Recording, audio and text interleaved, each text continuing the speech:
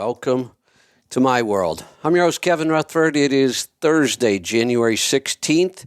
We are here live. We have an hour today. It's kind of a free-for-all, but I think we've got another great story today of a successful new startup in the trucking world that I think you're going to be excited to hear. I love so many parts of the story, and I don't even know it all yet. I've just been following him on X, and he's all over social media, so we'll tell you how you can follow him there. We're going to get to that in just a couple minutes. I don't have much, and I don't have much because the other day I was bragging about how well I'm doing on this new schedule of about 4 hours and 46 minutes of sleep. That's my average for 2025. 4 hours and 46 minutes of sleep, and I was just cruising. Feeling good. I'm not feeling all that horrible right now, but I'm looking forward to a nap after the show and before coaching today because I kind of hit the wall yesterday. Yesterday, I worked 16 hours straight, and all 16 hours was in front of a screen and on webinars and on shows and on conference calls. And then after I got done with that, I spent about 4 or 5 hours last night finishing up. I told you I was using AI and some other technologies to really kind of turbocharge my news gathering and posting. So I was down to the finish line last night, and I just kept working on it. You're going to see a lot more content from me. Good stuff, too, I hope. Some fun stuff, some news, the stuff that I follow and really don't have time to talk about on the show. I normally, today, I probably have 10 headlines or stories that I could talk about that I'm interested in and I'm reading, but it would take the whole show. And I just don't have time. I do some of it on the coffee in the mornings. So if you want to hear some of the old commentary and news I'm following, you could join truckingtribe.com and join me every Tuesday and Thursday morning. It's an hour before this show starts. And then I rush off of that just in time to come over here and get set up. But I'll be posting a lot more. In fact, I already am. You will see post all day today because my new AI brings me all the material that I used to scroll myself, summarizes it for me, learns over time, and it's already learning. I've been teaching it what I like, and makes it really easy for me to say, post this on these sites, post this on that site, schedule these, and then it schedules them throughout the day. I used to have to schedule things if I wanted to do that, and that's really time-consuming. I used to have to format things for the Tribe site and for X, and I stopped posting on Facebook. I've never really posted on LinkedIn, even though I have an account and about a gazillion connections there. So now, almost all of this stuff is all automated by AI now. And now I'm able to just read the summary, know immediately which articles I want to go read the whole article on, and then with a couple clicks, everything's scheduled and it goes out. So you will see me posting back on Facebook, I mean. So if you are, I know I still we have like 17,000 on our company page and probably the maximum on my personal page. And I think we got to tweak a couple things over there, but you'll see posts starting late last night on Facebook again. You'll see a lot more content on X, and I think it's good stuff. We're having a lot of fun. I'm doing a thing called Question of the Day, and I actually have 3 categories. I have a trucking question of the day. I've done several of those. I'm having fun with those. Man, I'm loving some of the people's answers, so keep them coming. I'm doing a health question of the day. We just kind of kicked that one off maybe yesterday or the day before, and a business question of the day. So those are fun, and I get a lot of feedback, and I love that. It'll help me do what I do better. Then I'll be posting a lot more news because it's much, much easier now. So all the articles that I read and make notes and then never get to on my show, you'll be able to follow those and read those on social media. What I won't be doing a lot of, because I just can't, I won't be replying and having a lot of one-on-one conversations or answering questions. I just can't do that on social media. It would wipe out my whole day. So we give you lots of opportunities to ask questions. You can call this show. Even on the Tribe site, I can't do a lot of direct answering of questions. It's just way too time-consuming, and it doesn't do a lot of good for a whole lot of people. So if you have direct questions, you have the opportunity on this show.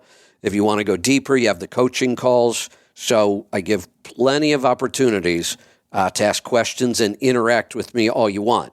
But it's not going to be on social media. I will be posting, and hopefully you'll be replying because I do, and I read that. I can read fast, but I can't type and respond, and questions are too hard. That people type a question and they don't type it the right way. Then I have to ask for more information. Then they give me more information, and that gives me another question. I have to ask for more. It is horribly inefficient, and I just can't do it. But you have lots of ways. All right, so we have a bunch of calls, but I also have a guest, and I don't know if we'll get to calls today. We will see. In fact, when I got up this morning, I was going to tell Ilya it's his show today, and I'm going to go take a nap. So let's talk to Ilya. Good morning. What are you chuckling about? You don't want to do the show today?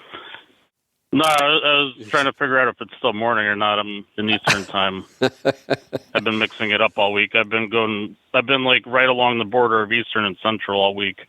It's still morning. You got another hour there on the East Coast. Right. Somebody I posted, I call it a question of the day. Well, I stayed up so long working yesterday that I think I got confused because somebody said, wait a minute, this is the second health question of the day. And I said, well, I think my body's on tomorrow already. So I kind of, yep. I feel it. I know what it feels like when I used to drive and you never knew what time zone you were in, or you woke up, you didn't know what state you were in sometimes. This morning, I'm kind of in the state of confusion. Yeah, definitely. Especially back when, I did a little bit of team driving. That was even crazier. You never knew what state, what day, anything. It could be on this side of the country. Yeah. The only team driving I did in my entire career was my very first contracted team run at FedEx. And it was Orlando to Memphis, which is kind of a goofy run. There's not a whole lot of interstate. Mm-hmm. I mean, once you get off of I-10, so you take 75 out of Orlando to 10, and you're not on 10 long, and then you get on back roads the rest of the time. So it's kind of goofy, and with doubles, the narrow back roads, it's, I didn't mind that part of it, but it was if I remember right, was it 24 hours round trip or 16? I don't remember now, but the best way to break it up for the team was 4 on and 4 off, which is also just, that takes a while to get used to. So you kind of decide, I drive for 4 hours and there's no way I can sleep after 4 hours.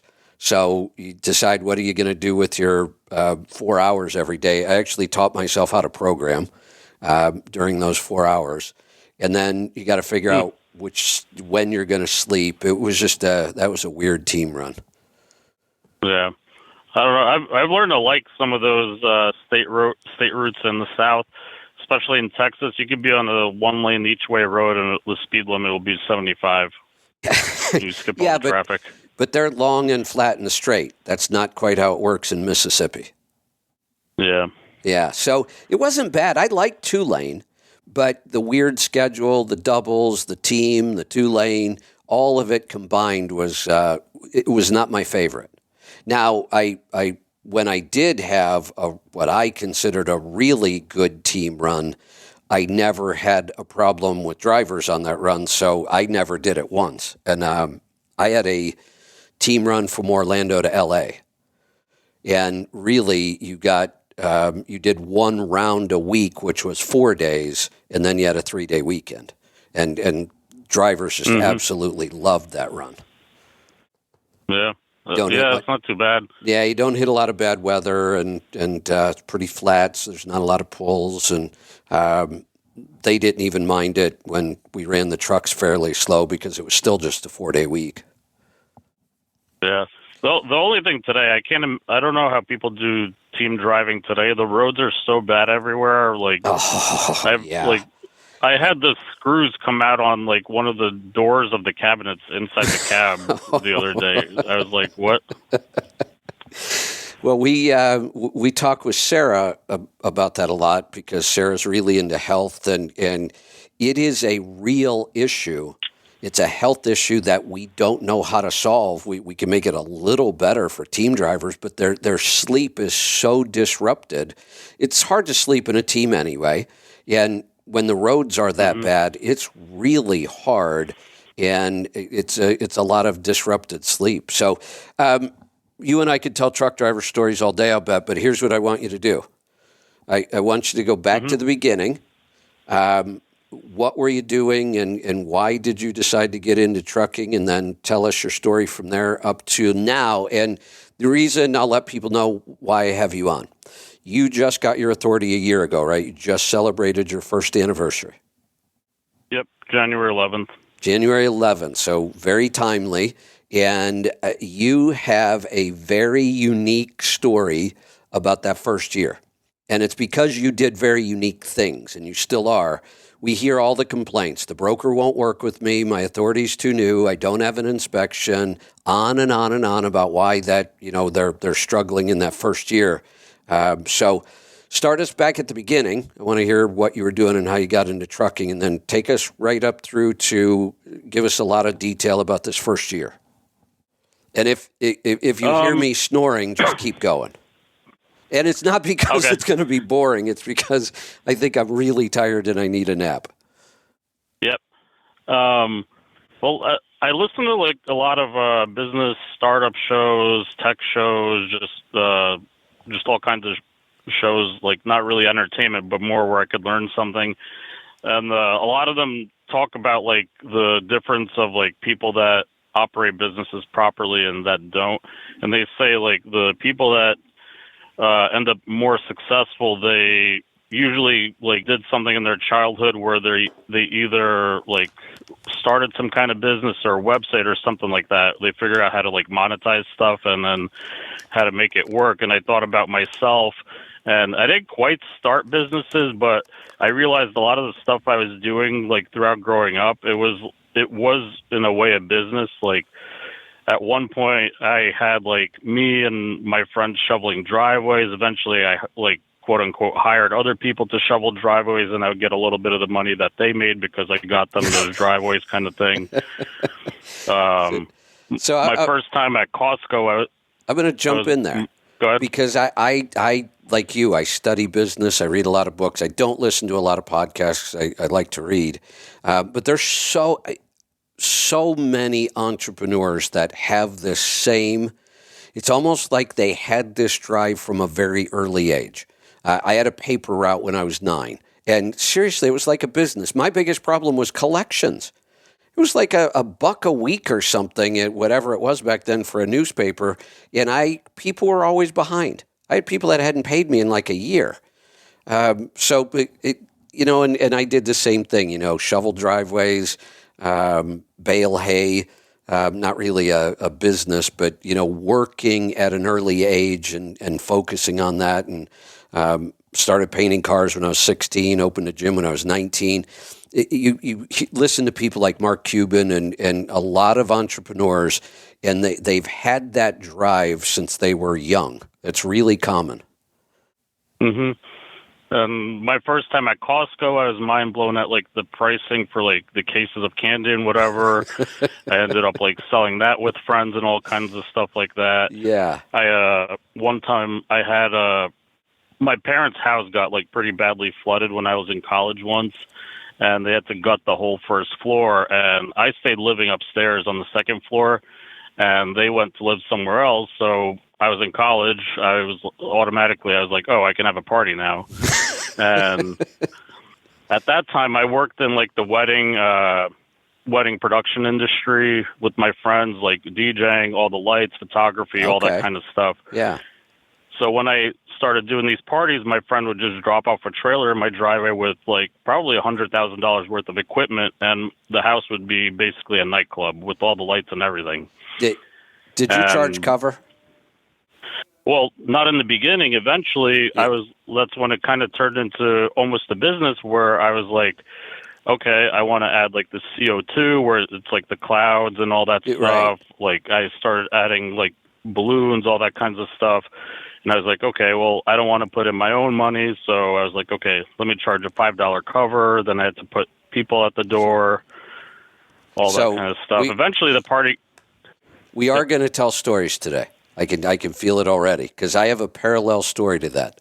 So I said I started painting cars when I was 16, and I made a ton of money at it. My dad had a great garage with compressors and everything I needed, so I had almost no cost. And I could paint cars at 2:00 in the morning if I wanted. And I made a lot of money, and that's how I opened the gym, because I took the money and opened the gym. But then I decided I wanted to be a helicopter pilot, so I went in the Army. And normally, if you're single in the Army, you live in the barracks and you eat at the mess hall. And I did not want to live in the barracks. So I actually found an E6 who he was renting a beautiful house right off base, and he wanted to learn how to paint cars. And I said, well, I'll teach you. So he had the house had like 2 master suites, one upstairs, one downstairs. So I got the master suite. He didn't charge me any rent, and I taught him how to paint cars, and then him and I would paint cars on the weekend. So even after he ended up moving to Hawaii, but I had enough business going painting cars that I could afford to live off post, even single. And we started throwing parties, and I didn't get into all the cool production stuff because this was way back when. That equipment probably would have cost $500,000 back then.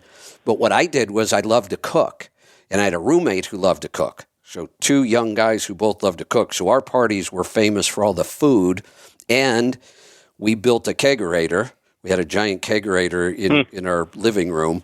So at first what we would do is we would wait till our kegerator was almost empty, and we'd throw a party. And as soon as the party started, we'd run out of beer, and everybody would take up a collection and go get a keg for us. So that was, and then they got so popular that we started charging cover for our parties. It was kind of cool. Nice.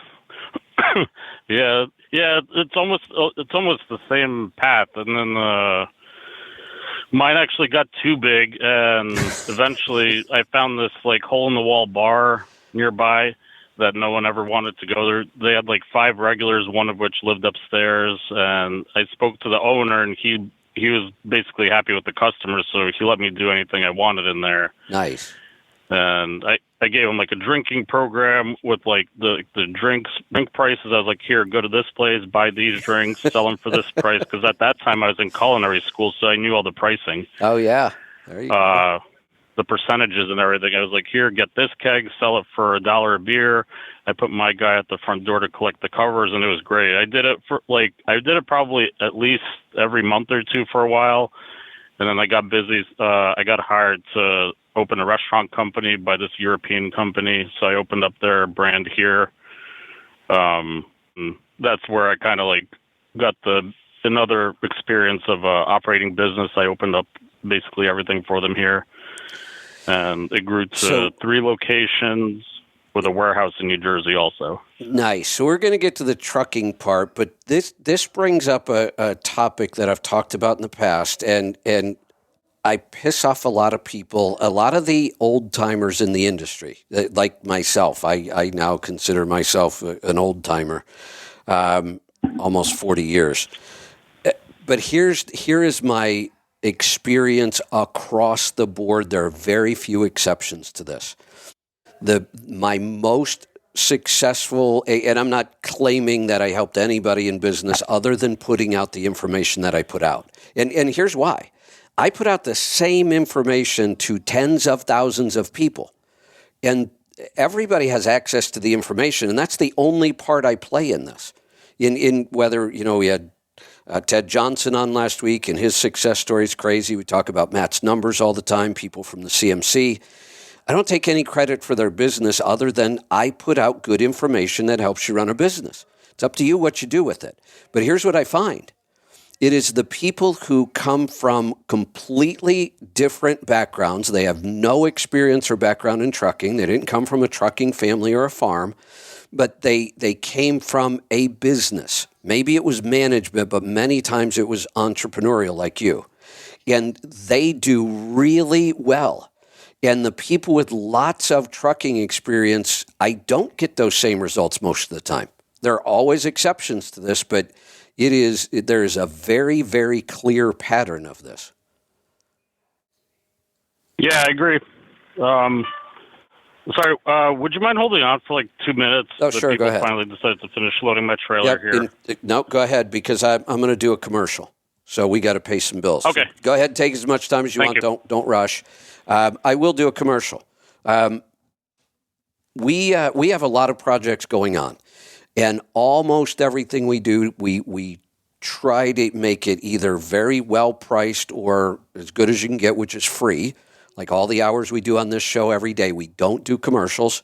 So we have virtually zero revenue generated, and it takes me 15 to 20 hours a week. That's just showtime. That's not prep time. So we got to generate some money somewhere, and it's our store that does it. I've added 2 more hours in the morning. $3 a month is all we charge, and you have access to those shows. So that barely covers our fees. We do that to keep the trolls out. So I am going to start hitting you up to support our store more, and I appreciate it. So we are, to get some new people into the store, or to get some people back, or to get some people to spend some more money. That is the point of this, by the way. I want you to spend some money. We are running a crazy sale. I don't think we've ever done anything like this. So collagen is pretty incredible for a lot of things. It's good for your skin. It's good for your joints. It's good for your bones. We don't get even enough collagen on a carnivore diet. We get plenty of protein, and some people mix up protein and collagen.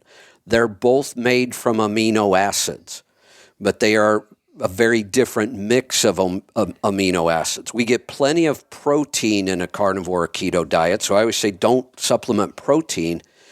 We don't get enough collagen because collagen comes from the pieces we don't like to eat. The connective tissue, the gristle, the crunchy stuff that people just don't like to eat. I eat it. And even though I eat it, I don't get enough of it, so I do supplement collagen. A couple ways you can do this. I used to put it in my morning coffee, and if you like kind of foo-foo coffee, we do have unflavored. Which one's unflavored? That one's unflavored. And we have vanilla and mocha. I got enough stuff going on in my coffee already, and I don't really, the flavors are good, but it's a little too foo-foo, and I miss the coffee flavor. So what I do now in the evening, especially in the wintertime, but all the time, I do 1 scoop of vanilla and 1 scoop of mocha just in a mug with hot water. And then I really I am now keeping raw A2 cream on hand because I figured out you can freeze it and it still works really good for a lot of things. So I have a source in Pennsylvania where I get raw A2 cream. So 2 scoops, hot water, and I leave enough for it's probably, honestly, I bet it's half hot water and half heavy cream. And that is just it's like dessert in a mug.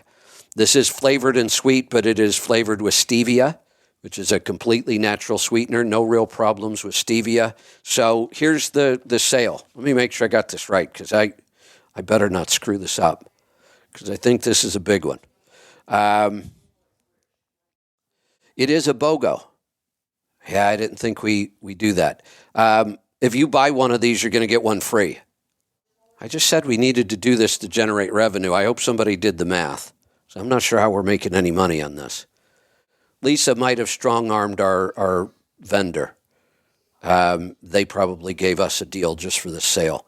So let me see. That you don't need a code.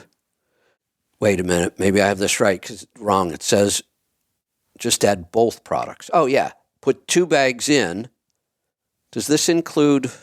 This is just collagen, right? Somebody help me out. Just put both of them in the cart, and you're going to get them for the price of one. You don't need a coupon. Aaron must have done some programming, or somebody did. And this is only good for 2 days, today and tomorrow. That's it. So let's see if we can make the warehouse really busy and maybe sell out of collagen. So that's my commercial. We'll see if Ilya's done loading. This show is real life stuff. You know, our many of our hosts on the show are working every day, so we got to sometimes work around that. Our guest is still out hustling freight, and he's at the dock, so we'll get him back here in a second. I could tell you some of his story, but I don't want to. I want Ilya to tell it because I love some of the things he's been doing this first year. He has combined his true entrepreneurship and even marketing into being a one-truck carrier right now. And you don't see 25 truck fleets do the marketing that Ilya's doing. So we'll get him back here in a second. You know what? Jerry, I'm gonna bring you in. And we can talk about whatever, and then I might kick you back to the queue if you want to hang out, and we'll see if we have any more. Because it says you have a whole slew of topics here. Okay, I do. I'll be real quick. Some of them will be real quick answers. Collagen and bone broth. What's the difference between collagen and bone broth? Why would you buy collagen if you buy bone broth? It's kind of like if you want the concentrated collagen, because bone broth has collagen in it, but not near the levels of just collagen. If you're drinking enough bone broth, then you feel like bone broth does have collagen in it. Okay. It does, yeah. It's just not. This is like pure collagen, we could call it, and bone broth collagen is just one of the things. Yeah. Cardio Miracle. A lot of people don't like the pouches; they still like the tub. And I figured out I saved the tubs, and I just want to share with you how easy it is to refill the tub from a pouch. And a lot of people say you can't do it without a dust mask. Here's what I do. You open the top of the pouch. You put it in the tub upside down. You pinch it shut. You put it in the tub upside down, clear down to the bottom, and then you just start shaking it a little bit and bringing it right up. The pouch pretty much closes off the top of the tub, and you get very, very, very little dust. There you go. And it just drops right into the tub, and you're done. So I just wanted to share that little tip anyway, is what I've been doing. I do put it in a sink over a paper towel just in case, but I have never yet had a problem having done several of them that way. I've just never had a problem. You just pinch the top shut and put it in there upside down, and it'll come right out. So excellent. Did you hear yesterday we talked about it, and I talked about it again this morning, the idea of keeping your Cardio Miracle consumption like a half hour to an hour away from both caffeine and protein? And I usually do that. I'll drink a couple of cups of coffee, and then by the time I get done with the coffee, I'll start on one a glass of the Cardio Miracle. I keep it in the refrigerator already mixed up. There you go. All right. So, what else? You remember Paul Harvey? You're old enough to remember. Okay, you remember Paul Harvey? The rest of the story. I love Paul Harvey. Yep, I did too. I grew up listening to him, and so now you're going to get the rest of the story. All right. He used to advertise, and I don't know why I remember this nugget. I have no idea. But he used to advertise. He'd read the ads live, and he used to advertise for the American Cement Association. I don't remember. Anyway, I remember one little nugget that came out of one of those broadcasts that had to do with cement. And his nugget was, if you're setting a post, you always pour the cement in dry, because if you pour it in wet, it will set from the outside in and trap moisture around the post. If you pour it in dry, it sets from the inside out, and you'll completely seal off the moisture around the post. I was just blown away by how easy that makes it, too. You know, dig the hole, center your post. Right. But if Tom's listening, I won't say level your post. Plumb your post. I do know that I should have been using the word plumb. stick it in there, plumb it, dump the bags in, hit it with a hose, and move on. And it's incredible how easy it is and how well that works. Well, he says not even to hit it with a hose. That's what I remember, is that you just pour it in dry and camp the dirt in on top of it, and it'll seal around the post and it won't trap moisture around the post. So no water. Put it in dry. Oh. No water. No water at all. Just pour the bag in dry around the post and put your dirt on top of it, tamp it down, and you got it set. This is crazy stuff. Hey, no water at all. You know how, like, I know. I listened to Paul Harvey for years and years and years. And, you try to think, okay, what did he talk about? He talked about all kinds of things. One story stuck in my head. And this has got to go a long ways back when he was still live on the air. But I remember this story. And it's so fitting for today with our southern border issue and our autonomous vehicle issues. And 30 years ago or whatever it was, he told the story of an illegal immigrant who crossed the border, stole a van. Like, remember when custom vans were big? This tells you how long we're going back. Yep. The customized van, my brother had one, was just absolutely stunning inside. And this guy stole the van, figured out how to put it on cruise control somehow, and got up from the seat and went back to the back and started making himself a sandwich. He thought the cruise control was like automatic driving. Yep. Yeah. That did not end well. Well, I've heard that story about a lot of things. No, I actually heard that story about a doctor in Sikeston, Missouri that had a motorhome, and everybody was surprised when he got up out of the seat of his motorhome and went back to join the company he had in his motorhome, and he thought that it was a foreign doctor, and he thought the cruise was automatic driving, evidently. So it's kind of one of those urban legends that kind of follows a lot of different scenarios. So all right, you got time for one more here. Go ahead. A couple more. Yep. Okay, you always talk about taking oil samples, and obviously the OPS is the easiest way to take an oil sample. But you also mentioned a vampire tube. Well, I got a couple of these little deals that I haven't used yet because I don't have an OPS on this truck yet. It's just a small little vacuum pump that you stick a tube down the dipstick tube, and you put this tube through this pump.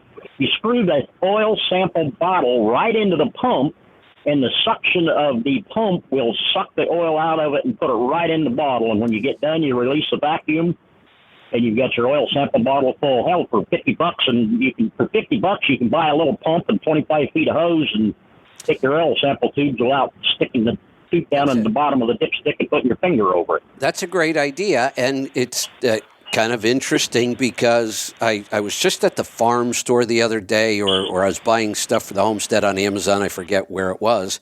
But I bought one of these little, very inexpensive pumps that you're talking about. Hose comes out one end, hose comes out another. You could put whatever. It'd be easy to change out hose and put whatever length you want on it.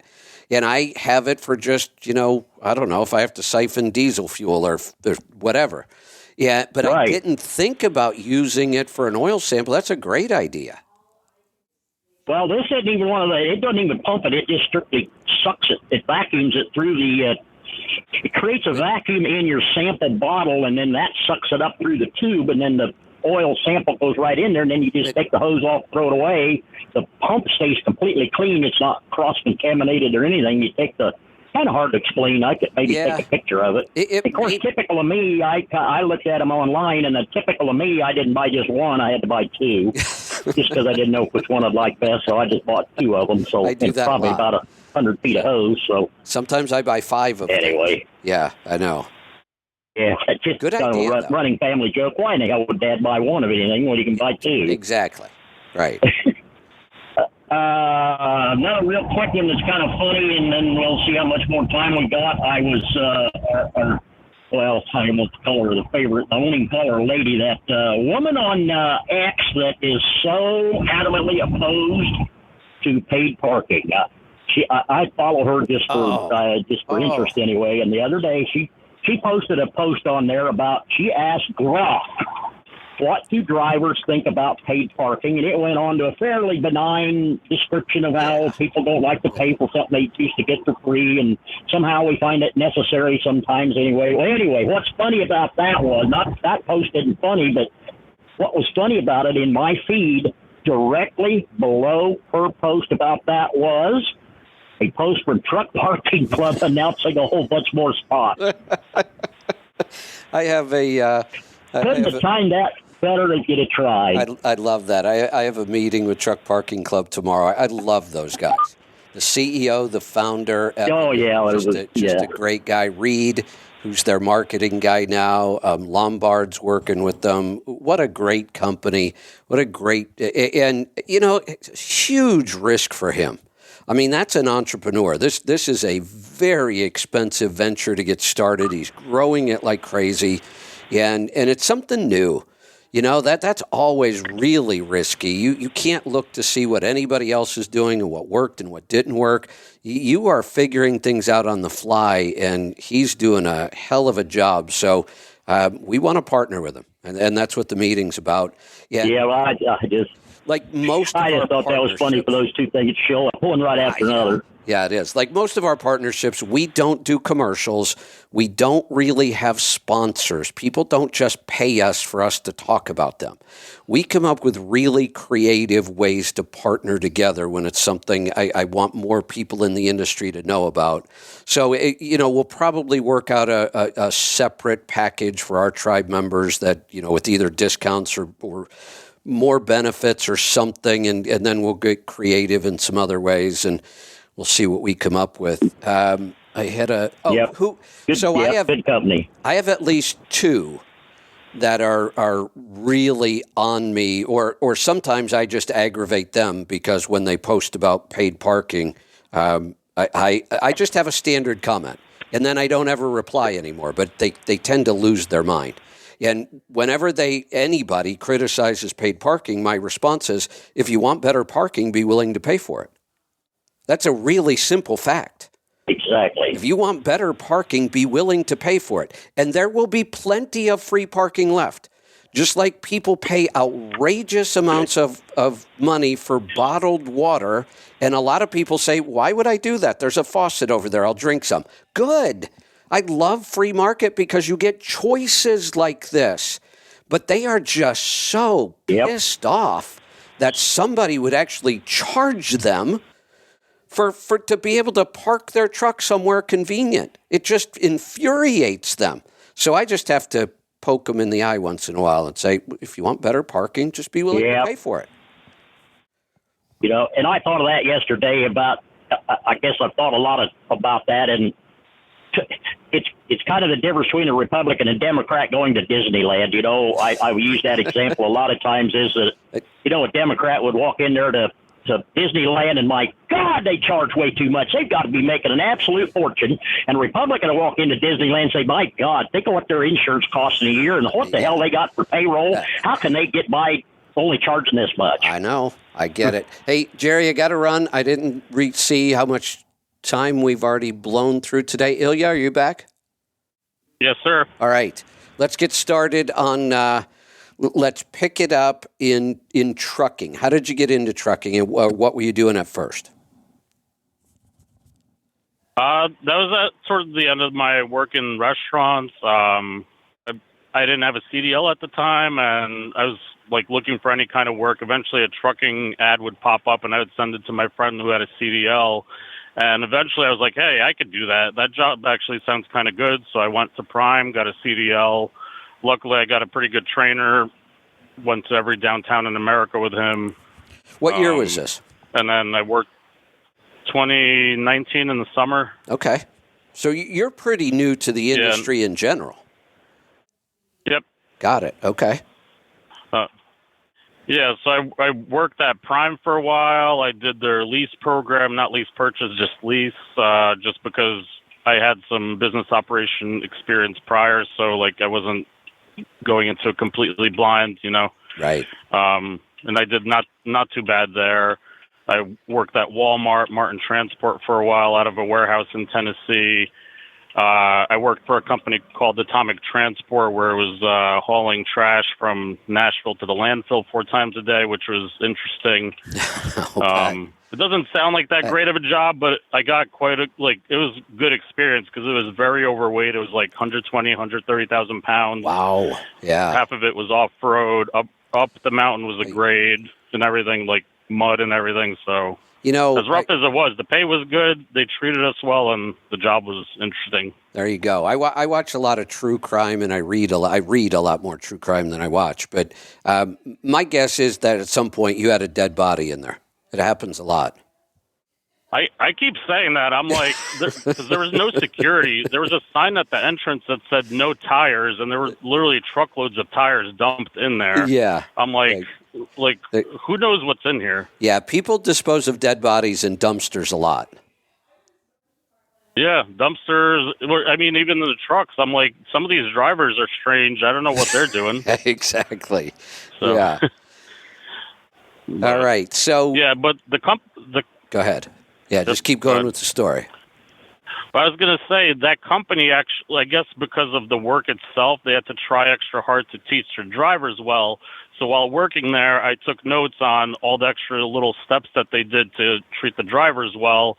And that's the kind of stuff that I want to do when I start hiring drivers for my company here. Good. They had like he would hide like a little thing under your hood, so you would find it if you did your pre-trip. If you find it, it says on there, here, hand it to the manager, and you'll get a gift card kind of thing. What a great idea. Just like little incentives like that. Yeah.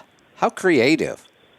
All these years in the industry, I've never heard anything like that, and that is such a good, simple idea. Yeah, and they did hourly pay there, too, which was nice. Interesting to see like their system for it. So where'd you go from there? And that's where the year of working there, that's when I went through my ideas of starting my own business. At that time, me and my friend Christian, we were starting like an e-commerce store. We sold pet supplies. I actually built that website completely through artificial intelligence, like the logo, the marketing, everything, like all the coding. Yeah. And eventually I was like, I've been driving for these few years. I've been learning about trucking nonstop, listening to Let's Truck. I was like, I'll just start a trucking business. Like, it makes sense. I'm already in here. I have all these tools, your coaching program, the oil samples. Like, I have all these things that I'm armed with kind of thing going in that kind of offer a little bit of protection. Yeah, go ahead. So, I mean, just like all the businesses me and my friend were talking about, it's like going into any business, you got to think of like, obviously, okay, we can make this much money. That's the fun part. But then you got to think about how much do we have to spend to get in? Like, what are the risks? Obviously, trucking, the truck could break down, right? So listening to the show here, there's all these tools that we have, oil samples, the coaching program, all that kind of stuff that reduces the risk quite a bit if you follow all the stuff. So I was like, okay. And on top of that too, there's all these people that call your show frequently, that follow you, that did all the stuff that you tell them to do, and they're successful. So I was like, okay, I'm just going to write out all the steps that he recommends, do 100% of them, and I should be pretty decent. That's pretty much what I did. So let's stop there for a second. Then I want to really jump into your first year with your authority and the way you've been handling it, the marketing and the cool stuff you're doing. But so you've had your hands in a lot of different business ideas and different industries, and then you got kind of exposed to trucking, and you mentioned the show and the coaching program. I've said so many times that because of satellite radio, really, I mean, what I was doing this before satellite radio, but it was one person at a time. There's no way I could have ever built the CMC without satellite radio. I might be doing a coaching program, maybe. In a way, I feel like as an industry, we wasted a huge opportunity with that channel. We could have done so much more. I think I did a lot being on that channel. We could have done so much more. But in all the business experience you've had, how many other businesses could you get as much free advice about how to do it right as you're able to in trucking? That's exactly what I was thinking. I was like, even like, okay, say I get everything else ready for some other business, I open the doors. I have no guarantee that the customers are going to come in, like, right. Or like, no matter how much I spend on advertising. That's another good point. And people don't understand that we, in a sense, we only have to run half of a business. You'll understand that. A huge part of a business, especially a startup, but every business can never stop marketing. You have to market. That's to make people aware that you exist, and then you have to sell. And in essence, that is half of almost every business, sometimes more. There is such a big focus. You have to spend so much money on it, and that's changed. You know, it used to be that if you had enough money, you were fine. You'd run ads in local papers if you were really local. Maybe if you really had a lot of money, you could run some local TV commercials. As you got bigger, you know, you did TV and radio, which was outrageously expensive, but it worked if you knew how to do it. Those days are over. Mm-hmm. You're not going to go buy ads anywhere anymore that actually work. I've been making this statement lately, not so much on the air because it just doesn't matter in our industry, but one of the most valuable assets you can own as a business today is an audience. Mm-hmm. One, to market your own stuff, which is why a lot of podcasts and things like that get started to market what somebody is doing, just their own stuff. But if you have a real niche market, like trucking's a big niche market, but it's still a niche. Part of our business model is we have the audience, and that's why people come to us. That's why we have partnerships like Truck Stop and Nastic, and they have their own audience, and Truck Parking Club, and all the companies we've ever partnered with, from Michelin and Volvo down to tiny little startups that nobody's ever heard of. They come to us because we have an audience. And on Sirius, we got lazy. I didn't have to market myself because Sirius, I knew people all the time on that platform. And I would say it back then, we're lazy marketers because why would I focus on something I don't have to focus on? I'll focus on making better products and better services and getting better at what we do. And then, we know how quick that ended. And luckily I had a little bit of a plan, but not as much as I should have had, and now we have to work really hard to build that audience back. Yeah, that's kind of what I took out of all those business shows is I was like, it's a completely different industry, some of that stuff like software, stores, e-commerce, whatever. Mm-hmm. But I was like, at the end of the day, a business is a business, so I was trying to apply some of that stuff here, like with the social media thing and everything, and kind of why I did that was I'd seen some of those companies do a thing called building in public where you just document everything along the way, the good, the bad, everything. And best case, you get some clients out of it. Worst case, you get some networking out of it. Maybe some friends or help in the industry, whatever. That can't hurt. And actually, one of the unplanned benefits of it that I got was free SEO, which I wasn't expecting. So now when I call like a broker that I don't know about or they don't know anything about me yet, I can tell them, hey, Google my company, ICV Express, and it's all over Google. And how many SEO and you know that market, how many one truck carriers would be able to say that? Because they'd end up looking like a fool. Because if you tell somebody to Google your name, you better come up somewhere on the first page. Yeah, at the top. Yeah, and that's pretty rare most of the time that's ever going to happen. But you've built that, for years, and I'm pretty proud of this. Very seldom can you ever go search my name on any search engine, and I will usually own the entire first page. The only reason I would get bumped off once in a while is because there was a programmer over in England, and I think he's still around. He was one of those Ruby on the Rails programmer or whatever that used to be, and his name was Kevin Rutherford, and he had KevinRutherford.com. But even with that, him being a programmer and having the original URL, kevinrutherford.com, he still had to fight to get onto the first page at all. Normally, I would have all the results on the first page. But that's I mean, I do something that's pretty unusual. In a sense, I don't have any competition. If you're looking for what I do, there's almost nobody else doing what I do, and certainly nobody doing it as long or as often. But I got a shock the other day, just probably the day before. Freaked me out for a day until we figured out why it happened. I'm used to, like I said, pick any search engine you want, and I'll usually come up the entire first page. So we're getting ready to start building.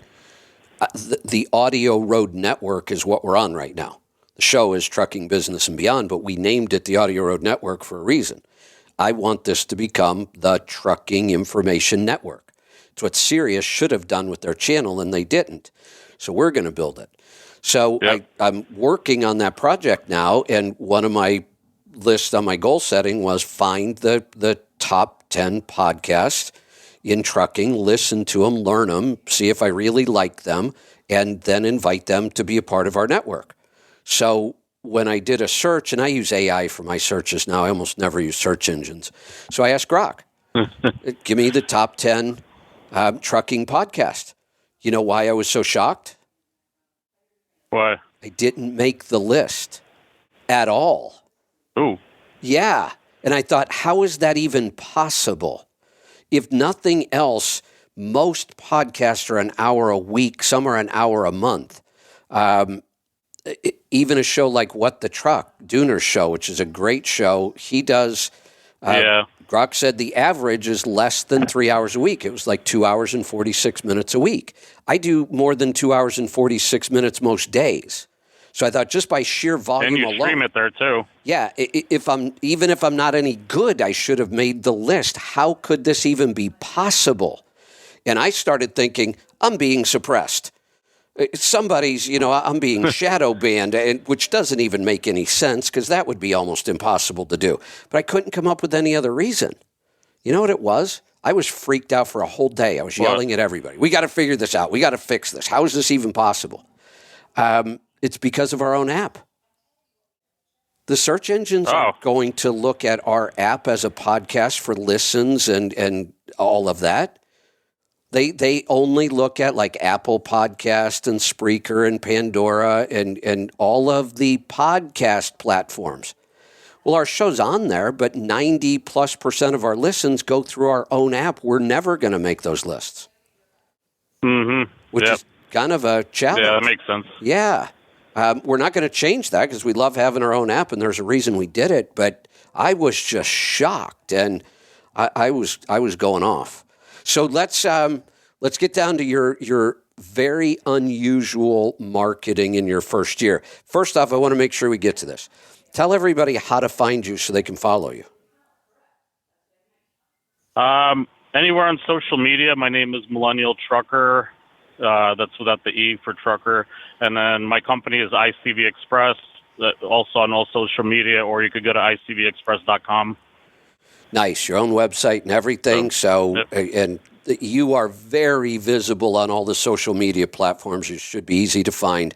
Follow him. You're going to love his stories. You documented every load in your first year, didn't you, on social media? Yeah, including the very first day where it felt it was a rough feeling. Kind of felt like I hit a brick wall where I thought I was going to start on the load boards, and I called all kinds of brokers, and no one would give me a single load. They wouldn't even talk to me, actually. They'd just hang up. Yeah. And yeah, even that. But that's part of the whole thing. You got to document everything, the good and the bad. So I've been following. I love the post. You have a format. So it's very, very recognizable when you post a load. You number the load. You give some stats about the load. And there's a stat that just blew me away when I just saw it recently. And you've just done some really interesting thing. But that's marketing. It's consistent. When I scroll X, I immediately know that your post. They all look exactly the same. That is what marketing is all about. That's how you advertise. There has to be this repetition, and your posts are so immediately recognizable. Couple things I want to talk about. I was part of FedEx for years and years, FedEx Ground, decades. And FedEx is highly focused on on-time package delivery. And, we tried to stay in the high 90% range, 96, 97. They were down to the tenths. If we lost 0.2 in a quarter, they were freaking out trying to figure out why. You tracked your, it's even early delivery, right? Not on time. What was your statistic? Yeah, every single time I've delivered, it was early. A lot of them were over 24 hours early from the delivery appointment. And I have many days where you advertise that, you market that, and you did what, 168 loads in the first year? Yeah, about that. Yep. I think that number for some reason sticks in my head when you did that like anniversary post. Let's just say it's 168 loads, not 100% on time, 100% early. That's incredible to do it, for one thing. And it's incredible that you make that very well known. And there's another phrase you put in every post. I think it's in every post because they all look the same. But to the brokers, right? What do you say? Reach out to work together and have great customer service, early arrivals, and professionalism, all that kind of stuff. In all of your posts across all of these social media platforms. And guess who spends a lot of time on social media platforms? Brokers. They're in an office sitting in front of a screen all day long. Yeah. Yeah, exactly. So this was absolutely brilliant. And we're coming short on time. So I want to invite you to call the show anytime. Be a random caller, call in, let's talk about these kind of things. But I also want to talk about this. You one-upped me. For years, I've been teaching a tactic on how you get into a new broker, whether they want to use you or not. I say, one, show up in person, but then I had my hack. If you don't like selling, and I don't necessarily like selling, I can be good at it, I had the easy solution. I would just tell the broker first meeting, before we get too deep, here's what I want. I want your worst load. I want your best customer's worst load. Sometimes I would even do that. Every customer has that load that you hate. There's a problem. The drivers always complain about it, but you got to do it. It's your best customer. And I'd say, look, just give me that load. I'm a problem solver. I will make it better. But I would just take it at almost any rate. Whatever they're offering, I'm not going to negotiate on this. Just give me your worst load, whatever you normally pay for it or whatever you want to pay for it this week. I'll take it. I'll prove how good I am at problem solving. You one-upped me. What did you do? I'm not sure which part. You offered to take the loads for free, the first load. Oh, yeah. Yeah. Well, I took that straight out of the restaurant industry because, my restaurants were in Manhattan, and every day at each location, I had a guy standing out front giving samples out. So it's the same thing. Give out a sample of, quote unquote, your work, and that's the way to get your foot in the door. Look, I absolutely love the concept, and you were so creative with this, but people, I know there's a bunch of drivers out there. Oh, what an idiot! Oh, why would he ever do that? I can hear it right now. But let's compare the two.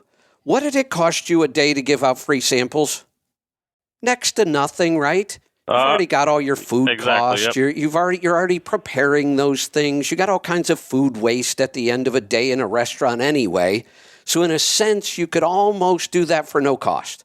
You got some labor, somebody standing out there, but it is minimal, and you get an instant return, right? Somebody tastes it, they like it, they'll come in and buy lunch.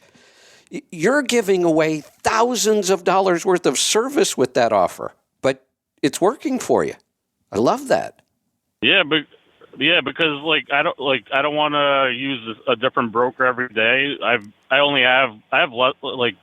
9, maybe 10 brokers, in and I an only entire work with year. them. My goal is to work long term. So one free load even say it costs me $1,000 in fuel, which it doesn't. $1,000 in fuel for a year of work, that's not anything. Yeah, it was incredible. Hey, Ilya, like I said, call in whenever you feel like it, and we'll talk about what's going on and how you're marketing and how it's working. But it's clearly working well. I want to make the point: you started at probably the bottom of the market when everybody else was complaining and they were going out of business. And we've all heard new brokers aren't going to work with you. You've got to have an inspection. You got to have your authority this long. You proved all of that wrong. You did some crazy things with giving away the first load. You also attended a really cool event. It's called the Broker Carrier. What is Broker Carrier Summit? Yeah, where we did this at our CMC years ago, and it was a huge hit. And we have our show coming back, Broker Connect, which is I think we have our first episode scheduled again, which is the same concept. Let's get together as brokers and carriers without, scratching each other's eyeballs out. Let's get together and just talk and realize that we need to work together to serve our ultimate customer, which is the shipping community. And you took time out of that first year and attended that event once or twice. Was there two of them last year?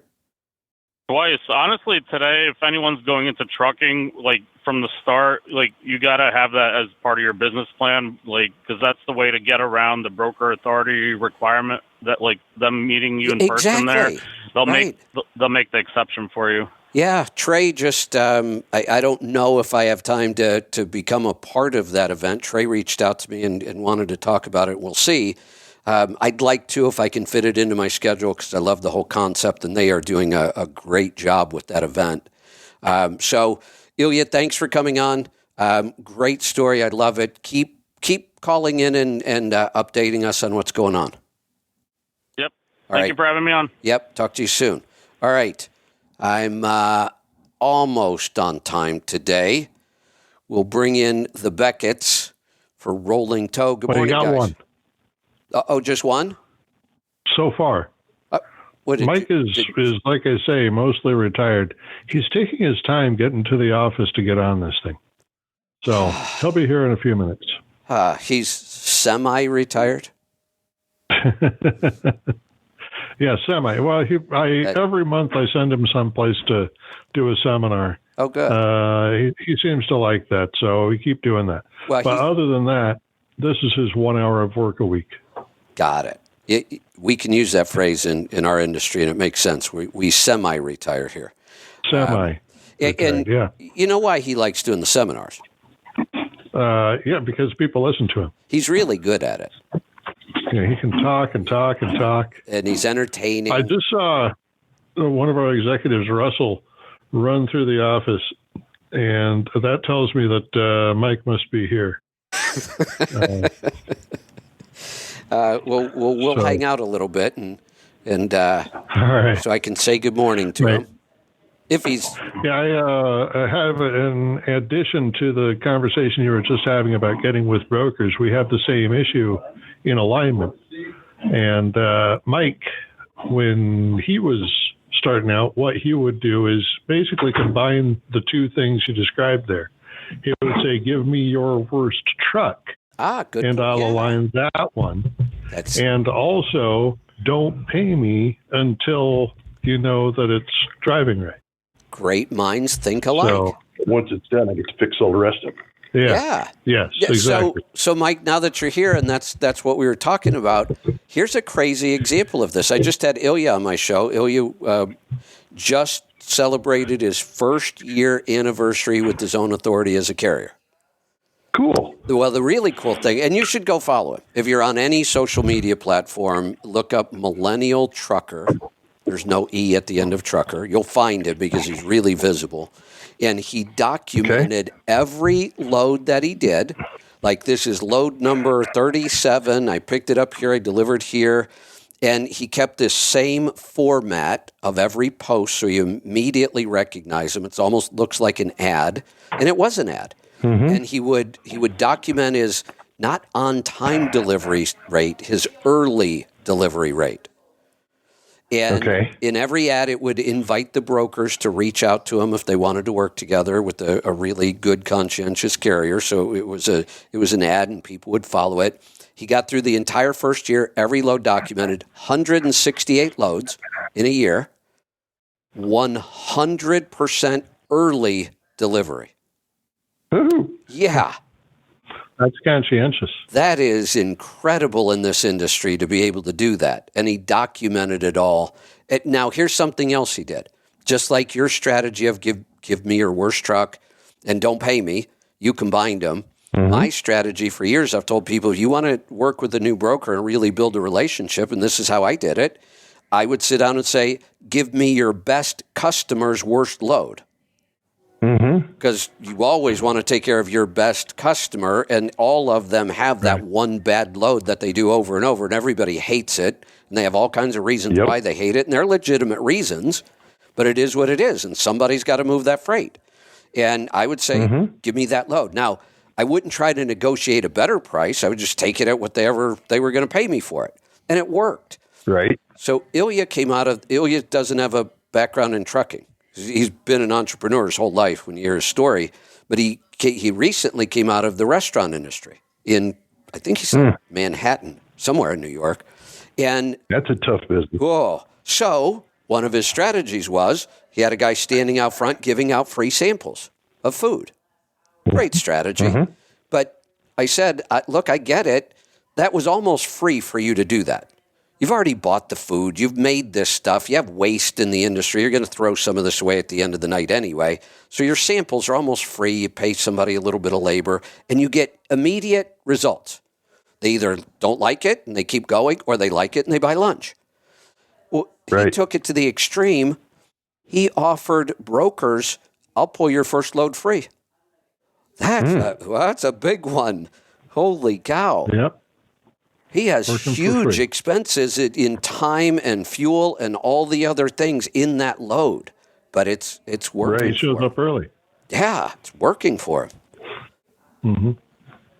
Love Well, those stories. that's a commitment, and it shows itself right away to the broker and gives them something that they don't ever get as a free load. And there's 99 new carriers behind him whining and crying. The broker won't give me any. They hang up on me. They won't even talk to me because I haven't had my authority for a year and I haven't had an inspection. And that is a very common thing because of freight fraud and a bunch of other things. Brokers have been very, very cautious.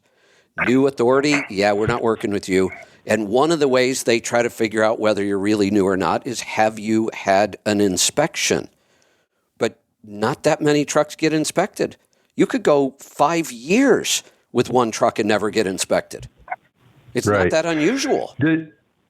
I was watching a film clip with Ray Liotta, and he was talking to somebody about what he found as a character in this movie, what he found worked for him in his lifestyle.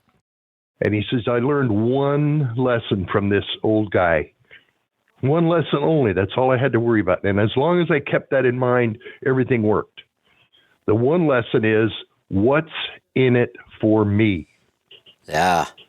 Now that's the question the broker's asking. Exactly. Right. You want me to give you a load? What's in it for me? Yeah, and it can't just be price. And the small carriers they want the opposite. Whatever was offered or whatever was posted, they want more. You're ripping me off. Yeah, you've got way more in it than that. You could. So they're all. I get it. You should negotiate the best price you can get, but you're not going to negotiate a good price till you've proven that you're worth that price. Right. And when you can show up early on 168 loads over a year, you've probably convinced a few people. Sounds like that's a guy I could do business with. Yeah, exactly. Yeah. Cool. Good stuff. So I will. I'm going to do something I normally don't do. Uh-oh. Yeah, I know. I have a coaching call in 2 hours. Now I'm down to 1 hour and 49 minutes. I'm going to go take a nap. I have hit the wall. Nap time. I like naps. It is Naps are good. Time. It is nap time. You may not normally do it. Mike does. Yeah. Yeah. Well, I'm doing it today. I mean, my eyes are half closed already. All right, buddy. We'll talk to you later then. Have a great show. All right. Be safe, be profitable, be fit and healthy. Always do the hard work and master the journey.